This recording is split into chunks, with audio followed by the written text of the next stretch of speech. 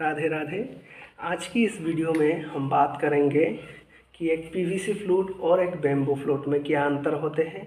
और उससे पहले सबसे पहले हम जानेंगे कि फ्लूट में साउंड प्रोड्यूस कैसे होता है। फिर जानेंगे हम कि पीवीसी फ्लूट और बेम्बू फ्लूट में अंतर क्या होते हैं। और फिर जानेंगे कि दोनों के अपने अपने एडवांटेजेस और डिसएडवांटेजेस क्या क्या है। तो इस वीडियो को शुरू करते हैं। तो पहले जानते हैं कि एक फ्लूट में साउंड प्रोड्यूस कैसे होता है। मैं छोटी बांसुरी ले रहा हूँ सी शार्प की, आपको समझाने के लिए। तो किसी भी साउंड को प्रोड्यूस होने के लिए वाइब्रेशन की ज़रूरत होती है। वाइब्रेशन से साउंड प्रोड्यूस होता है। तो एक फ्लूट जैसे कि मैंने ये लिया, तो हम फ्लूट में यहाँ से ब्लो करते हैं।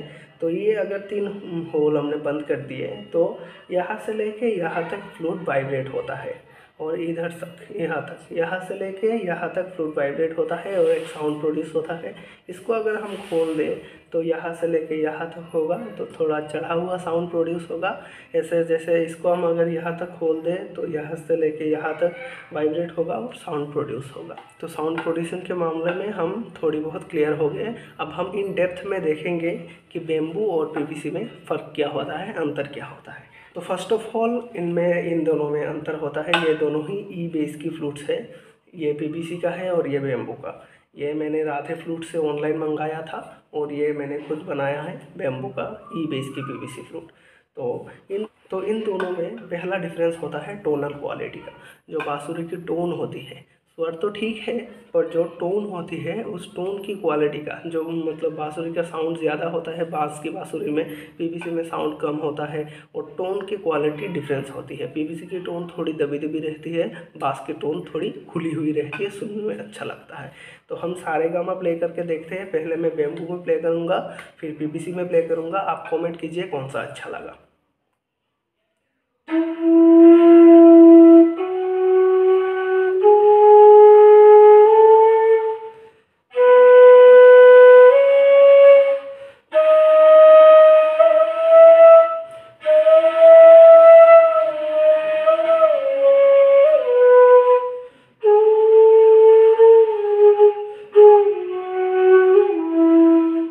ये था बेम्बू फ्लूट। अब पीवीसी की सुनिए।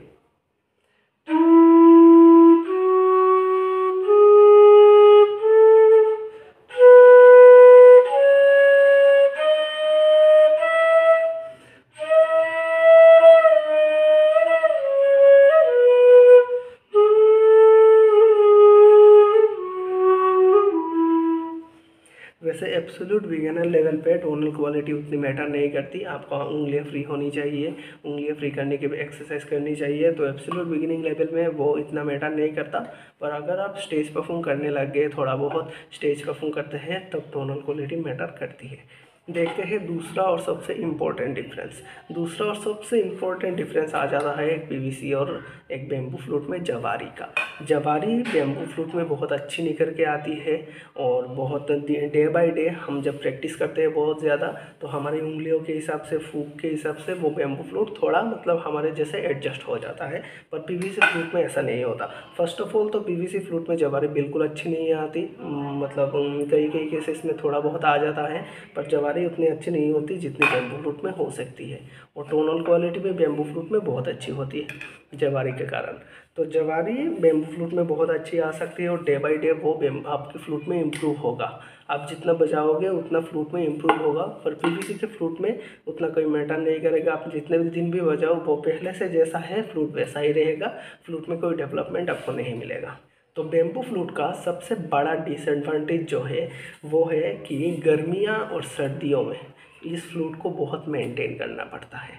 ज़्यादा गर्मी में फ्लूट चढ़ जाती है, ज़्यादा सर्दी में फ्लूट दब जाती है, क्योंकि ये बाँस से बना है। बाँस रेशों से बनी हुई होती है। ये कोई सॉलिड मटेरियल सॉलिड है, पर मतलब वो ऐसा नहीं कि बिल्कुल सील्ड मटेरियल नहीं है। ये रेशे रेशे रेशे रेशे से बनती है।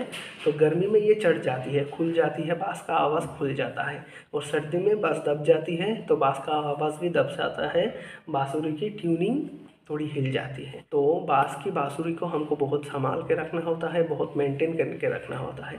वही पीवीसी की फ्लूट को ज़्यादा मेंटेन नहीं करना पड़ता। ऐसे भी कहीं रख दो, कैसे भी रख दो, ये जैसे बना हुआ है वैसा ही रहेगा। तो अब थर्ड पॉइंट आ जाता है थिकनेस का, कि बाँस और पीवीसी के थिकनेस के बारे में। तो बाँस की थिकनेस आप देख सकते हैं, ये एक अच्छी थिकनेस वाली बाँस है। तो थिकनेस जितना ज़्यादा होगा टोनल क्वालिटी भी उतना अच्छा होगा। और ये पीवीसी के फ्लूट में थिकनेस थोड़ा कम रहता है। और अगर क्या हो कि हम पीवीसी के फ्लूट में थिकनेस बढ़ा दें तो हाँ, थिकनेस बढ़ाने से इसमें जवारी का काम भी हो जाता है। जैसे कि ये थिकनेस ज़्यादा है, ये मेरा बना है वो फ्लूट है, मेरे हाथ से बनाया हुआ, तो मैंने ऐसे थिकनेस ज़्यादा देख के ऐसे ये लिया, मतलब पीवीसी का पीस। पर इसमें मेन प्रॉब्लम जो होता है कि ये छोटी फ्लूट्स तो ठीक है, सी शार्प डी ये ठीक है पीवीसी में, पर इससे बड़ी फ्लूट्स में हम जब जाते हैं ये बहुत भारी हो जाता है, वज़न इसका बहुत ज़्यादा हो जाता है, जिसके कारण से हम इसको आधा घंटा से ऊपर नहीं बजा सकते, हाथ में दर्द होना शुरू हो जाता है। वही बेम्बू के साथ ये प्रॉब्लम नहीं होती, थिकनेस भी ज़्यादा होती है और ये लाइटर भी होता है। ठीक है, अब बात आती है कि क्या हम पीवीसी के फ्लूट को प्रेफर करें। तो आपने मेरी पिछले वीडियोस में भी देखा होगा कि मैंने बहुत सी वीडियोस में ये बांसुरी यूज़ कर रखी है, मैंने वीडियोस बनाई है। तो ये बांसुरी मेरे पास जब पहले आई थे बाकी स्वर तो ठीक थे, पर ये नी थोड़ा दबा हुआ था, तो मैंने इसे खींच के बड़ा कर दिया और ये नी ठीक हो गया। उसके बाद मैं इससे वीडियोस वगैरह बनाता था। पर मैंने जब ये बांसुरी बनाई तो इसकी टोनल क्वालिटी मुझे इतनी अच्छी लगी, इसकी जो जवारी है मुझे इतनी अच्छी लगी कि मैं अब यही मेरी प्राइमरी फ्लूट है, मैं यही फ्लूट यूज़ करता हूँ हर वक्त। तो अभी आपको कौन सा प्रेफर करना चाहिए, पीवीसी फ्लूट या बेम्बू फ्लूट।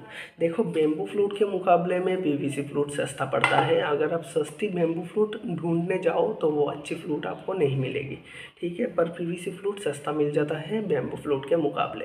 तो अगर आपका बजट का बहुत इशू है और आप प्रोफेशनल प्लेयर नहीं हो तो आप पीवीसी फ्लूट को कंसिडर कर सकते हो, पर एज ए प्राइमरी इंस्ट्रूमेंट आप पीवीसी फ्लूट को कंसिडर नहीं कर सकते। ठीक है, तो ये थे कुछ मेन की points bamboo flute versus PVC flute के। तो अभी कंक्लूजन में आते हैं कि आपको लेना कौन सा चाहिए, बेम्बू फ्लूट प्रेफर करना चाहिए पीवीसी फ्लूट। देखो, आपको 100% बेम्बू फ्लूट ही प्रेफर करना चाहिए हर वक्त। और बेम्बू फ्लूट को आपको ख़रीदने से पहले आपको इसकी ट्यूनिंग चेक करनी चाहिए, जवारी चेक करनी चाहिए। सबसे पहले तो होती है ट्यूनिंग कि सारे गा मा पा धा नी ये सारे स्वर ठीक है, जो ऊपर के स्वर है और नीचे के स्वर मतलब तार सप्तक और मध्य सप्तक के स्वर दोनों की सेम फ्रीक्वेंसी पे है, वो भी आपको चेक करना चाहिए। नेक्स्ट वीडियो आने वाली है, इस वीडियो में अगर 10 से 12 कमेंट आ गए तो मैं वीडियो बना लूँगा कि कैसे फ्लूट की टोनल क्वालिटी चेक करते हैं, कैसे फ्लूट की ट्यूनिंग चेक करते हैं, उसमें मैं वीडियो लाऊँगा अगर इसमें 10 कमेंट आ गए तो कंक्लूजन ये रहेगा कि आप बेम्बू फ्लूट को ही प्रेफर करो। और अगर आपके पास उतना बजट नहीं है कि आप एक बेम्बू फ्लूट प्रेफर नहीं कर सकते तो आप अच्छे से देख के फिर पीवीसी फ्लूट खरीदो, ऑनलाइन मत ऑर्डर करो, क्योंकि बहुत लोगों ने ऑनलाइन ऑर्डर किया और उनकी फ्लूट की क्वालिटी अच्छी नहीं मिली, फिर उन्हें रिटर्न भी नहीं मिला, कुछ नहीं मिला, तो पैसा बर्बाद हो गया 800-900 रुपये। 800-900 रुपये आप बर्बाद मत करो, 2-2.5 हज़ार में थोड़ी बहुत अच्छी फ्लूट्स मिल जाती है बेम्बू की। ठीक है, तो ये वीडियो यही तक रहा। राधे राधे, मिलते हैं नेक्स्ट वीडियो में।